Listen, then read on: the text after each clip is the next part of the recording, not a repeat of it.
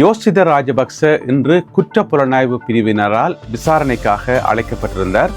என்ன நடந்தது என்பது சம்பந்தமாக இந்த காணொலியில் விரிவாக பார்க்க இருக்கின்றோம். கோத்தாபய ராஜபக்சவினுடைய முன்னாள் உதவியாளர் சுகீஸ்வர பண்டார தொடர்ந்தும் விளக்கமறியலில் வைக்கப்பட்டிருக்கின்றார்.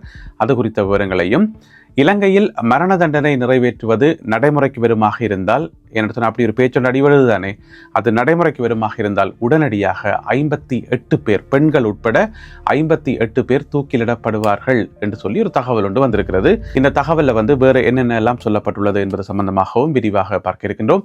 இந்த செய்திகளுடன் மேலும் பல முக்கியமான செய்திகளும் தகவல்களும் இன்றைய காணொலியில் காத்திருக்கின்றன. தமிழடியான் சொந்தங்கள் அனைவருக்கும் வணக்கம். வாருங்கள் காணொலிக்குள் போகலாம். யோஷித ராஜபக்ச இன்று காலை குற்றப்புலனாய்வு பிரிவினருடைய அலுவலகத்துக்கு சென்று வாக்குமூலம் கொடுத்துவிட்டு வந்திருக்கின்றார். இன்றைக்கு காலமே 10 மணியளவில் அவர் விசாரணைக்காக போயிருந்தார். போகைக்குள்ள மிகவும் பதட்டமாக காணப்பட்டார், இறுகின முகத்துடன் காணப்பட்டார் என்று சொல்லி ஊடகவியலாளர்கள் தெரிவித்திருக்கின்றார்கள். 2 மணி நேர கடும் விசாரணைக்கு பிறகு அவர் 12 மணி போல வெளியே வந்தார். வெளியே வரைக்குள்ள சிரிச்சு கொண்டு வந்தார் என்று சொல்லப்படுகிறது. எனவே விசாரணைகள்ல என்ன நடந்தது, மற்றது எது சம்பந்தமான விசாரணை, ஏன் இப்ப திடீரென்று குற்றப்புலனாய்வு பிரிவினர் அழைத்தார்கள், இது சம்பந்தமான விவரங்கள் உடனடியாக வெளியாகல. உங்களுக்கு தெரியும், ஏற்கனவே அவர் மேல பல வழக்குகள் நீதிமன்றத்தில் போய்கொண்டிருக்குது. கிழமையில ஒரு தடவை 2 தடவையாவது நீதிமன்றத்துக்கு மாறி மாறி போய்கொண்டே இருப்பார்.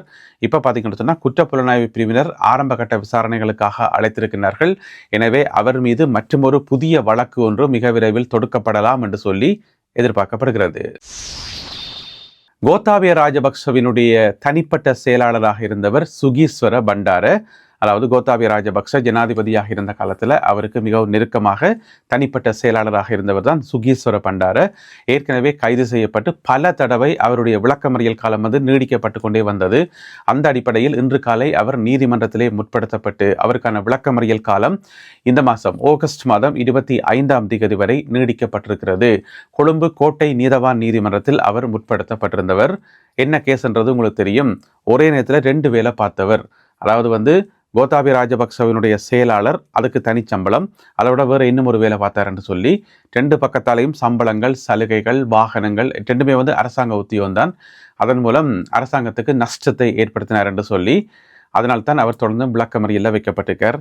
இதை பார்த்தா அவ்வளோ பெரிய குற்றம் மாதிரி தெரியலையே, இதை விட பாரதூரமான குற்றங்கள் செய்தாக்கள் எல்லாம் பிணையில விடுவிக்கப்பட்டிருக்கணும், காலமாக கைது செய்து பின்னேரம் பிணை கிடைக்குது, இவருக்கு மட்டுமே பிணை கிடைக்குது இல்லை என்று கேட்டீங்கன்னு சொன்னா அங்கதான் இருக்கு பிரச்சனை.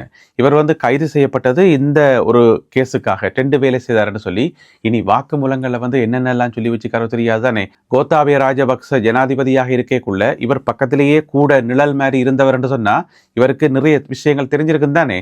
அதனால பல விஷயங்களை சொல்லியிருக்கலாம் சில விசாரணை செய்யும் போது. அதனால அவருடைய உயிருக்கு கட்டாயம் ஆபத்து இருக்கும் வெளியில போனா. அதனாலதான் விளக்கமறியல் காலம் நீடிக்கப்படுகிறதா என்ற ஒரு சந்தேகம் இருக்குத்தானே.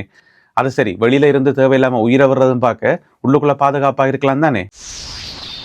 இலங்கை சட்டத்தரணிகள் சங்கத்தினருக்கும் ஜனாதிபதி அனுரகுமார திசாநாயக்கா அவர்களுக்கும் இடையிலான சந்திப்பு ஒன்று இன்று காலையில் இடம்பெற்றிருக்கிறது ஜனாதிபதி செயலகத்தில்.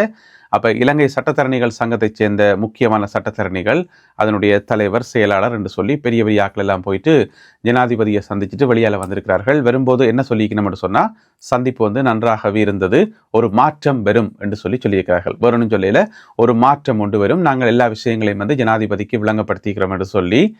என்ன மாற்றம் பெறும் என்றதான் இங்க இருக்கக்கூடிய முக்கியமான கேள்வி. அதாவது நீதிபதிகள் ஓய்வு பெறுகின்ற வயதிலேயே நீடிக்க கூடாது என்றது சட்டத்தரணிகள் சங்கத்தினுடைய கோரிக்கை. இல்லை, நாங்கள் நீடிக்கத்தான் போறோம் என்றது ஜனாதிபதியினுடைய நிலைப்பாடு. எனவே பேச்சுவார்த்தையில என்ன பேசப்பட்டது, என்ன முடிவெடுக்கப்பட்டது தெரியல. ஆனா மாற்றம் பெறும் என்று சொல்லி அதனுடைய தலைவர், இலங்கை சட்டத்தரணிகள் சங்கத்தினுடைய தலைவர் ரஜீவ் அமரசூரிய சொல்லியிருக்கின்றார். என்ன பிரச்சனை என்று சொன்னா, ஒரு விஷயத்துல கடுமையான எதிர்ப்பு காட்டுறாக்கள் பிறகு ஜனாதிபதியை சந்திச்சு டிஸ்கஸ் பண்ணிட்டு வந்தா பிறகு அந்த எதிர்ப்பை கைவிடுறதை நாங்கள் கடந்த காலங்களில் நிறைய சந்தர்ப்பத்தில் பார்த்துருக்கிறோம். அதே மாதிரி தான் இவையிலும் அந்த கோரிக்கையை கைவிட போயினமோ தெரியல. பொறுத்திருந்து பார்ப்போம். தங்காலை பகுதியில் இன்று அதிகாலை வேளையில் ஒரு துப்பாக்கிச்சூட்டு சம்பவம் ஒன்று பதிவாகி இருக்கிறது. மோட்டார் சைக்கிளில் வந்த அடையாளம் தெரியாத 2 நபர்கள் 9 மில்லிமீட்டர் துப்பாக்கியை பயன்படுத்தி, கை துப்பாக்கியை பயன்படுத்தி தங்காலை பகுதியில் இருக்கக்கூடிய ஒரு வீட்டின் மீது துப்பாக்கிச்சூடு நடத்தி இருக்கிறார்கள். அப்ப வீட்டுக்கு மேல சுட்டு போட்டு தப்பி ஓடித்தார்கள். அந்த வீடு ஒரு படகு உரிமையாளர் ஒருவருடைய வீடு என்று சொல்லப்படுகிறது. இது சம்பந்தமான விசாரணைகளை போலீசார் ஆரம்பித்திருக்கிறார்கள். ஈஸ்டர் குண்டு தாக்குதல் சம்பந்தப்பட்ட விசாரணைகள் நிறைவடைந்துள்ளதாக தகவல் ஒன்று வெளியாகி இருக்கிறது. அதாவது கடந்த 5 வருடங்கள்ல கட்டங்கட்டமாக மொத்தம் 245 நாட்கள் இந்த விசாரணைகள் நடந்திருக்குது. நேற்று இரவோட அந்த விசாரணைகள் முடிவுக்கு வந்திருப்பதாக சொல்லப்படுகிறது. அடுத்த கட்டமாக தீர்ப்பு சொல்றது மட்டும்தான். அப்ப தீர்ப்பு சொல்றதுன்னு சொன்னா மொத்தம் 24 பேர் இருக்கிறார்கள் தீர்ப்பு சொல்லப்பட வேண்டியவர்கள். அந்த 24 பேருக்கும் ஒரே தவணையில ஒரே நீதிமன்ற அமர்வில் ஒரு தீர்ப்பு ஒன்று வழங்கப்படும் என்று சொல்லி எதிர்பார்க்கப்படுகிறது.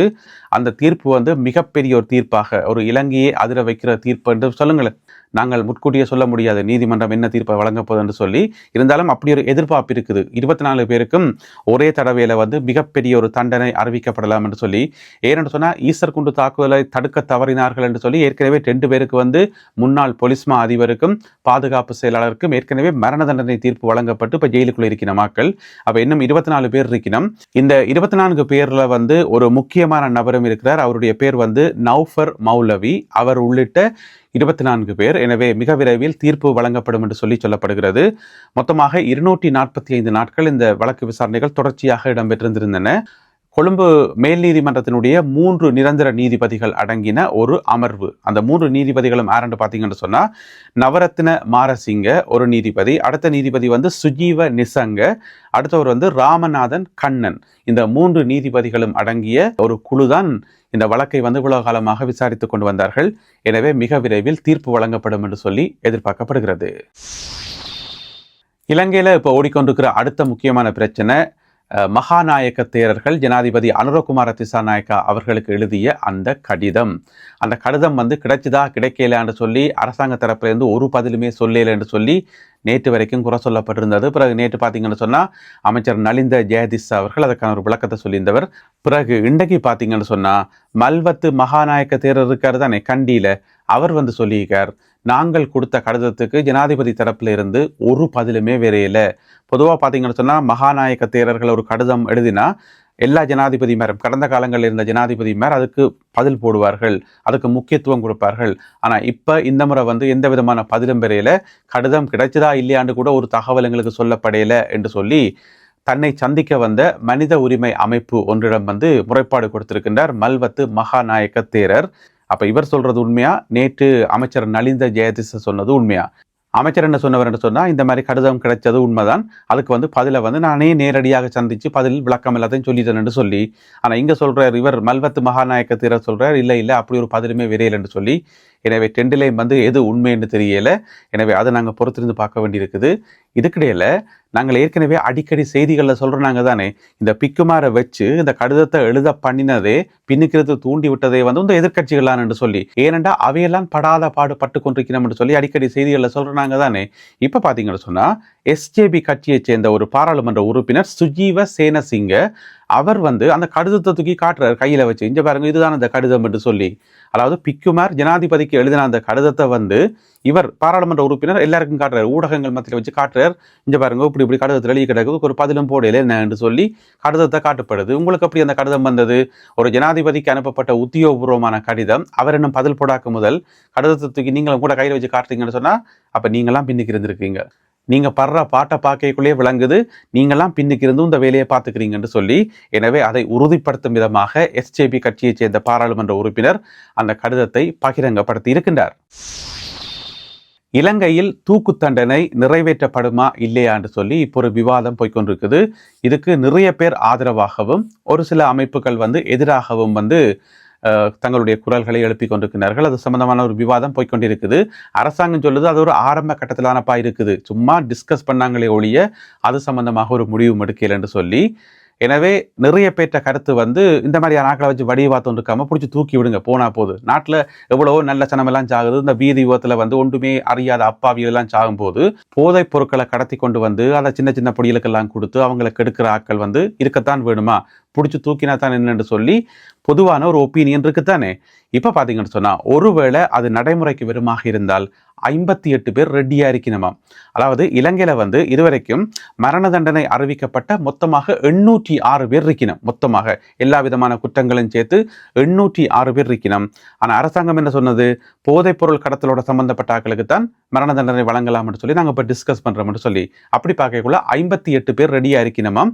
அந்த 58 பேர்ல 52 52 பேர் ஆண்கள், 6 பேர் பெண்கள். எனவே திட்டம் நடைமுறைப்படுத்தப்படுமாக இருந்தால் இந்த 58 பேரும் உடனடியாக மளமளன்று தூக்கப்படுவார்கள் என்று சொல்லி எதிர்பார்க்கப்படுகிறது. இதற்காக வெலிக்கடை சிறைச்சாலையில் ஒரு தூக்குமடை தயாராக இருப்பதாகவும், அதற்கு 2 உத்தியோகத்தர்கள், ஏனென்று சொன்னால் அதுக்கு உத்தியோகத்தர்களுக்கு தானே பிடிச்சது இழுக்கிறதுக்கு, அதுக்கு ஜென்ரலா யாருமே போறையில, கனகாலமா அதுக்கு யாருமே இல்லாம இருந்தது. அதுக்கு ஒருத்தருமே அப்ளை பண்ணவும் இல்லை, அந்த வேலைக்கு நான் வரவே இல்லைன்னு சொல்லி. ஏன் சொல்லுங்க, அவன் தூக்கி போட்டு போய் இந்த வீட்டை நிம்மதி எடுத்துட விடுறேன் இல்லையா? இரவிரவா கனவுல அந்த ஞாபகம் தான் பெறும். ஒருத்தருமே அந்த வேலைக்கு போயில போறதுக்கு. ஆனால் அப்படி இருந்தும் யாரோ 2 பேர் போயிருக்கணும், அப்ளை பண்ணி அவைக்கு அந்த வேலை கிடைச்சிட்டு இப்போ பேசாம இருக்கணும். பார்த்தோம், ஒரு வேலையும் இல்லை. என்ன மாசம் முடிய அரசாங்க சம்பளம் பெறும், ஒரு பிரச்சனையுமே இல்லை, ஒரு வேலையும் இல்லை. ஏன்னு சொன்னா 1976ஆம் ஆண்டுக்கு பிறகு இலங்கையில தூக்கு தண்டனை நிறைவேற்றப்படுறதில்ல. எனவே நான் நினைக்கிறேன் இவையில் அந்த வெளிக்கடை சிறைச்சாலை இருக்கக்கூடிய அந்த தூக்குமடையை போயிட்டு ஒரு நாலஞ்சு கிளீன் பண்ணி, டஸ்ட் எல்லாம் கிளீன் பண்ணி போட்டு, ஸ்ப்ரே எல்லாம் அடிச்சு போட்டு கிளீன் பண்ணி போட்டு உரிவினம் போறதுக்கு வேறு ஒரு வேலையும் இல்லை. எனவே 2 பேர் ரெடியா இருக்கணும், 2 உத்தியோகத்தர்கள் என்று சொல்லப்படுகிறது. தூக்கு தண்டனை நிறைவேற்றப்படுமாக இருந்தால் உடனடியாக 58 பேர், 6 பெண்கள், 52 ஆண்கள் உட்பட 58 பேர் தூக்கப்படுவார்கள் என்று சொல்லி இந்த தகவலில் சொல்லப்பட்டுள்ளது.